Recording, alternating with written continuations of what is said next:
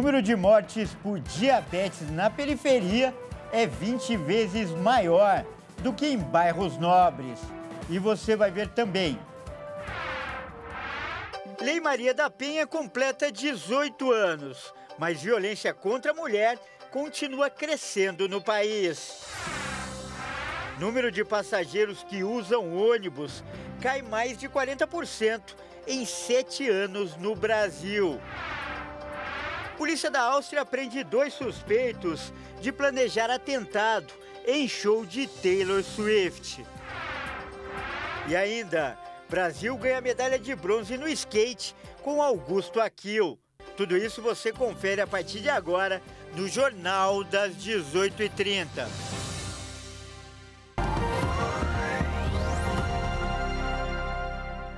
Olá, seja muito bem-vindo. Nós estamos ao vivo, são 18 horas e 33 minutos pelo horário de Brasília. Eu sou o Kleber Werneck e a partir de agora você acompanha comigo as notícias do Brasil e do mundo desta quarta-feira. E a Lei Maria da Penha completa hoje 18 anos, mas infelizmente a violência contra a mulher segue crescendo no país. O número de denúncias aumentou 36% no primeiro semestre deste ano.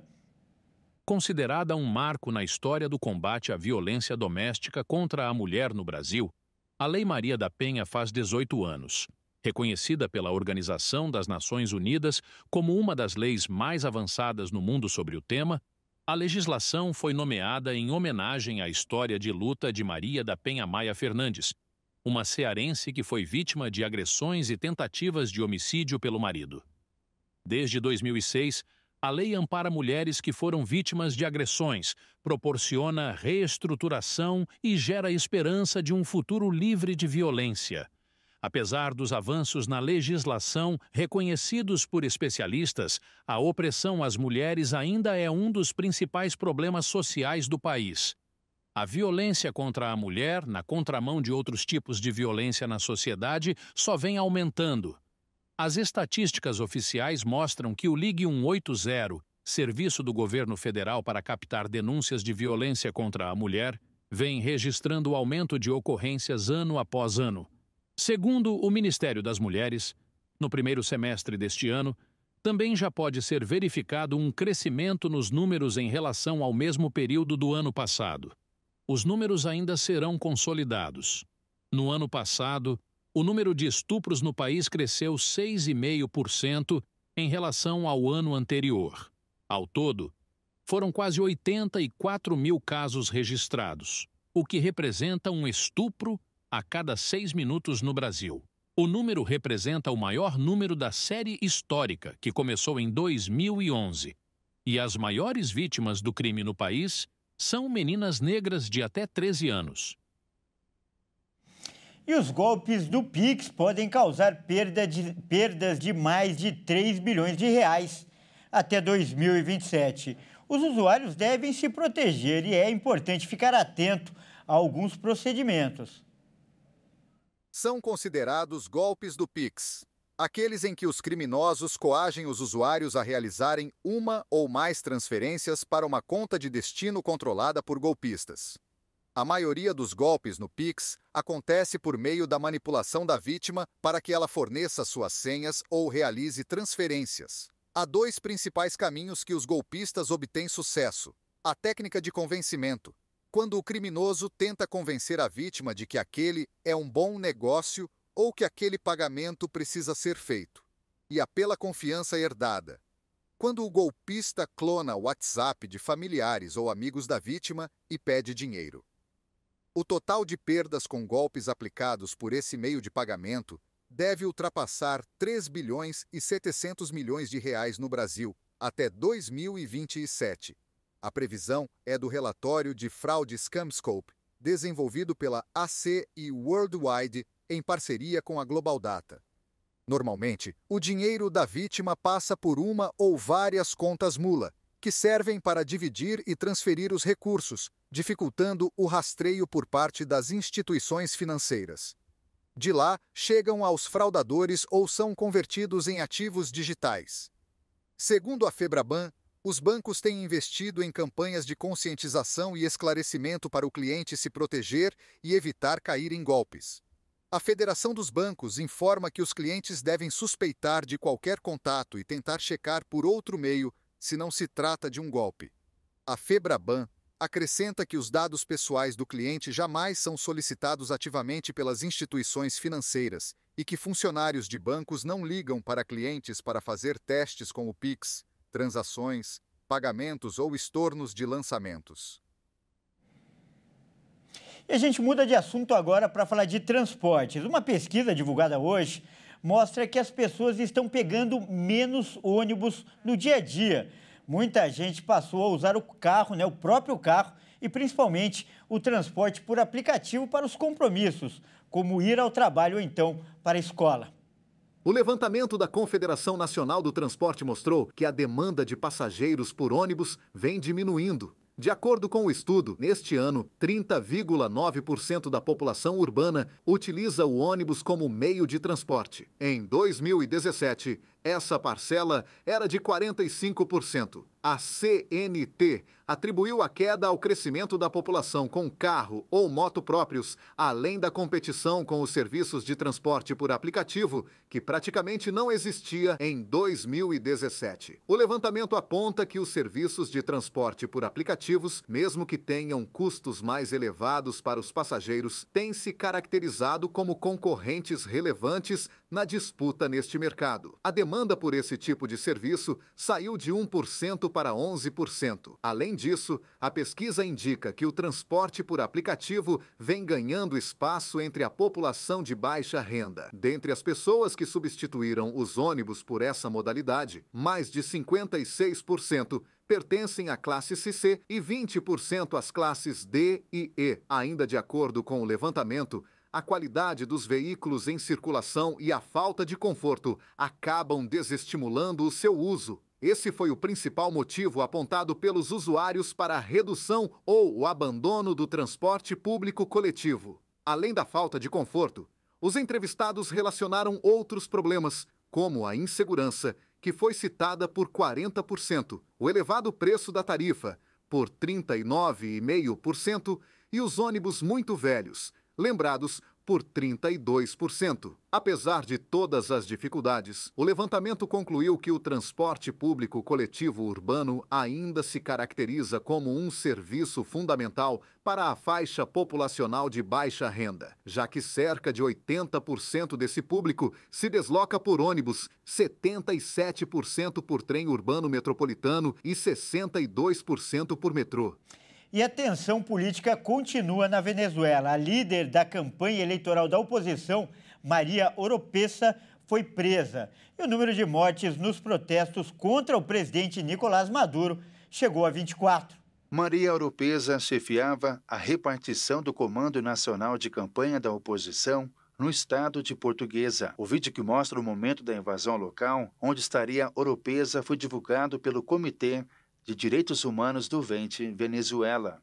O partido alega que o imóvel foi invadido à força e sem ordem judicial. Essa não é a primeira prisão feita pelo governo do presidente Nicolás Maduro. Na última semana, ele afirmou ter prendido mais de 1.000 pessoas após os protestos que tomaram o país depois da eleição venezuelana em 28 de julho. Maduro também prometeu capturar outras 1.000 pessoas. A líder da oposição, Maria Corina Machado, denunciou uma campanha de terror do governo. Ela convocou uma vigília pela liberdade dos presos políticos para esta quinta-feira. O número de mortos na Venezuela nos protestos da oposição contra a reeleição do presidente Nicolás Maduro aumentou, segundo a ONG venezuelana de defesa dos Direitos Humanos, Provea. Segundo o boletim da organização, 24 pessoas morreram entre o domingo, 28 de julho, e a segunda-feira, 5 de agosto, em eventos e protestos relacionados com as eleições. O balanço coincide com um relatório da diretora da Divisão das Américas, Joanita Guebertons. De acordo com a Provea, a intensidade das manifestações baixou nos últimos dias, em meio ao uso desproporcional da força por parte de militares e policiais. assim como o aumento exponencial das detenções arbitrárias. Olha, e como você viu aí na reportagem, não foi a Maria Corina Machado que foi presa, e sim Maria Oropesa. E olha só, mudo de assunto agora para falar de saúde e voltar com as notícias do Brasil. A mortalidade por diabetes em São Paulo é até 20 vezes maior na periferia em comparação com os bairros nobres. É o que mostra uma pesquisa inédita. Vamos conferir. Morar nos bairros mais periféricos da cidade de São Paulo está intimamente associado a um risco maior de morte por doenças crônicas como diabetes, acidente vascular cerebral e infarto. Um novo estudo mostra que a mortalidade chega a ser 20 vezes maior a depender do local de moradia, como no caso de mulheres com diabetes. O estudo utilizou dados públicos da capital paulista, incluindo população, índices epidemiológicos, socioeconômicos, entre os anos de 2010 a 2019. Em Moema, bairro rico da zona sul da capital, o índice entre mulheres é de 0,11, ou seja, bem abaixo da média. Já no Jardim Helena, na zona leste, é de 2,32. O patologista Paulo Saldiva foi quem coordenou o estudo. Ele afirma que São Paulo pode servir de referência para outros locais, porque permite avaliar o impacto da desigualdade social na saúde. Outro destaque da pesquisa é que as mortes entre adultos jovens entre 30 e 39 anos, por causa de diabetes, têm uma tendência de aumento, diferentemente de outras faixas etárias. Isso preocupa porque a diabetes, assim como a hipertensão e sedentarismo, provoca dano cumulativo no organismo. A conta chega ano após o diagnóstico. E veja a seguir, polícia da Áustria prende 2 suspeitos de planejar atentado em show de Taylor Swift. E ainda, Brasil ganha medalha de bronze no skate com Augusto Aquil. Nós voltamos já.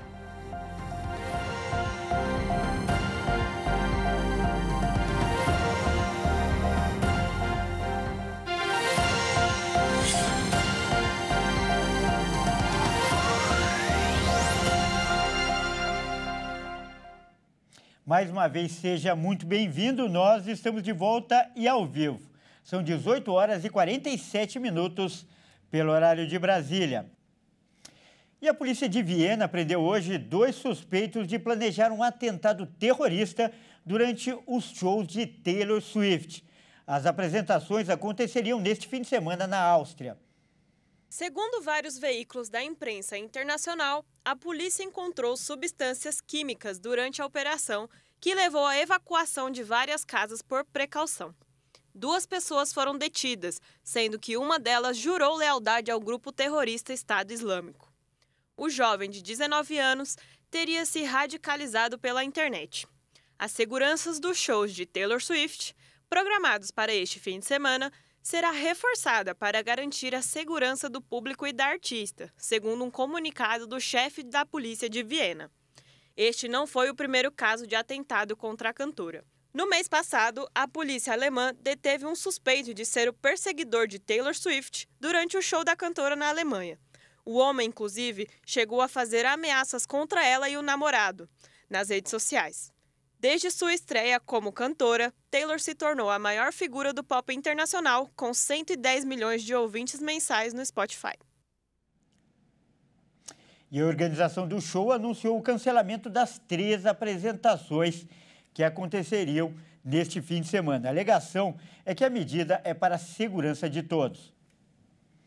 E ainda falando de destaques internacionais, Muhammad Yunus, vencedor do Prêmio Nobel da Paz, ficará à frente do governo interino de Bangladesh. O país enfrenta uma série de protestos violentos desde a renúncia da primeira-ministra Sheikh Hasina. A presidência de Bangladesh anunciou nesta quarta-feira que o vencedor do Prêmio Nobel da Paz, Muhammad Yunus, vai liderar um governo interino no país. Na véspera, o parlamento foi dissolvido após a fuga da primeira-ministra Sheikh Hasina. A decisão de formar um governo interino comandado por Yunus foi tomada durante reunião entre o presidente Mohamed Shahabuddin, os comandantes militares e os líderes estudantis, que organizaram os protestos desde julho. Mohamed Yunus declarou na terça-feira à AFP que estava disposto a chefiar um governo interino. O economista de 84 anos é conhecido por ter retirado milhões de pessoas da pobreza por meio da concessão de microcréditos. A iniciativa lhe rendeu o Prêmio Príncipe das Astúrias da Concórdia em 1988 e o Nobel da Paz em 2006. A dissolução do parlamento era uma das principais exigências dos estudantes, compartilhada com a principal formação de oposição, o Partido Nacionalista de Bangladesh, que exige a convocação de eleições nos próximos 3 meses. Sheikh Hasina estava no poder há 15 anos, mas seu último mandato como primeira-ministra, que começou em janeiro, foi marcado pelo boicote da oposição às eleições. Mais de 430 pessoas morreram desde julho, quando começaram os protestos contra um sistema de cotas para os funcionários públicos, mas que evoluíram para uma mobilização mais ampla contra o governo. E agora é hora de falar dos Jogos de Paris, no nosso Momento Olímpico.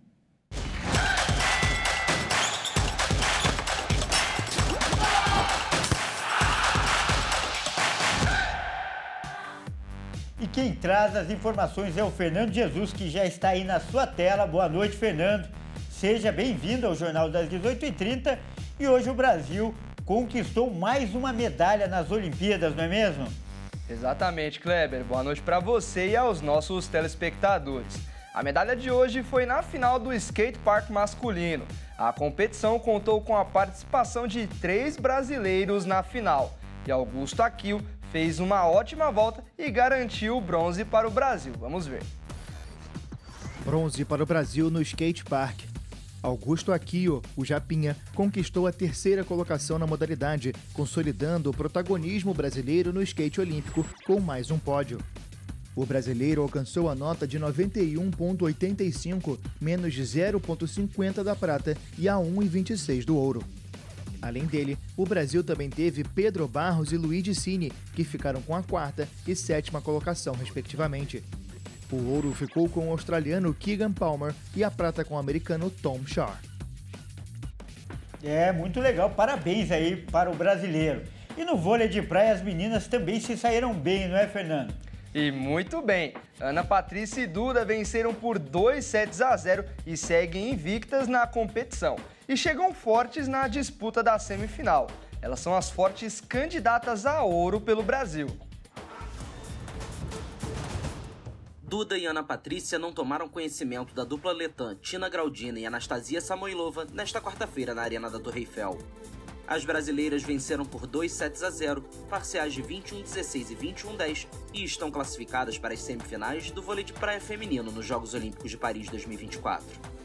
A dupla da Letônia começou muito bem e chegou a abrir 6-0, mas as brasileiras reagiram e conseguiram empatar em 7-7 para depois virar e administrar a vantagem até vencer por 21-16. Na segunda parcial, Ana Patrícia e Duda tiveram menos dificuldades e fecharam em 21-10, mantendo-se assim como a única dupla do Brasil que segue na disputa em Paris 2024. Favoritas à medalha de ouro, elas vão enfrentar na semifinal as australianas Mariafe e Clancy, que derrotaram as brasileiras Carol e Bárbara nas oitavas de final. E como todo mundo sabe, infelizmente o Brasil não se classificou para a disputa do futebol masculino nas Olimpíadas, mas mesmo assim nós teremos um brasileiro na final da competição. É isso, Fernando? Conta pra gente. Exatamente, não como o torcedor queria, mas mesmo assim teremos um brasileiro na final. O árbitro da grande final será o catarinense Ramon Abate Abel. Vamos ver. Além de valer uma medalha aos atletas, a final olímpica do futebol masculino vai valer ouro para a história do catarinense árbitro FIFA Ramon Abate Abel. Ele será o primeiro brasileiro na história a comandar uma final do torneio olímpico. O confronto acontece nesta sexta-feira entre França e Espanha, à 1h da tarde, no Parque dos Príncipes, a casa do PSG. O brasileiro terá no trio de arbitragem Rafael Alves e Guilherme Camilo, todos designados pela Federação Internacional de Futebol, a FIFA. Ramon Abate-Abel faz parte do quadro da CBF, da Conmebol e da FIFA. O profissional acumula uma série de partidas importantes no cenário internacional e brasileiro. Esse será o 4º jogo das Olimpíadas em que o catarinense irá atuar. Ramon foi árbitro principal na primeira rodada do futebol feminino, na partida entre Estados Unidos e Zâmbia, e na segunda rodada ele foi 4º árbitro no confronto entre Israel e Paraguai, válido pelo campeonato masculino. Abate voltou a comandar o apito na terceira rodada do masculino, no duelo entre Marrocos e Iraque. Na final olímpica deste ano, França e Espanha vão buscar a 2ª medalha de ouro na modalidade. Os franceses foram campeões em 1984 contra o Brasil, enquanto os espanhóis levaram o ouro em 1992. A gente continua falando de futebol, só que aqui no Brasil. Afinal, hoje é dia de decisão pela Copa do Brasil, né, Fernando? Com certeza. Hoje temos os jogos de volta das oitavas de final da Copa do Brasil. E os times vencedores avançam para as quartas de final da competição. Às 19 horas, a bola rola para 6 equipes. Atlético Mineiro e CRB se enfrentam na Arena MRV. E o jogo de ida foi 2-2 lá em Maceió. Bahia e Botafogo jogam na Arena Fonte Nova e a primeira partida também foi empatada, só que por 1-1. O RB Bragantino recebe o Atlético Paranaense em casa. O jogo de ida foi 2-0 para o Furacão. Às 20 horas temos o jogo mais esperado da Copa do Brasil. Depois de perder o primeiro jogo por 2-0, o Verdão vai atrás do prejuízo em casa para avançar de fase contra o Flamengo. Às 21h30, o Fluminense recebe o Juventude no Maracanã e também busca recuperar o prejuízo do primeiro confronto. O Flu perdeu por 3-2 lá no estádio Alfredo Jaconi. No mesmo horário, Grêmio e Corinthians se enfrentam em Curitiba no estádio Couto Pereira. As duas equipes empataram sem gols no jogo de ida em São Paulo. É isso aí, Fernando. Esperamos aí por bons jogos e amanhã você traz os resultados aqui, não é mesmo?